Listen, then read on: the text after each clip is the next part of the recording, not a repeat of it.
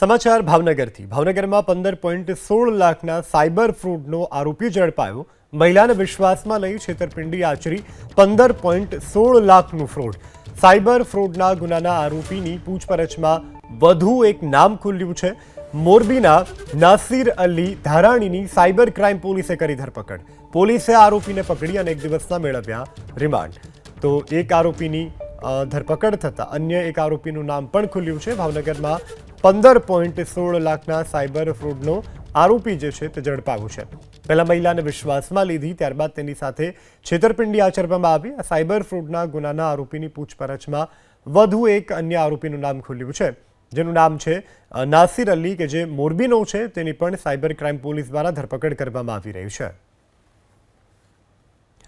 સમાચાર ભાવનગરથી ભાવનગરમાં 15.16 લાખના સાયબર ફ્રોડનો આરોપી ઝડપાયો।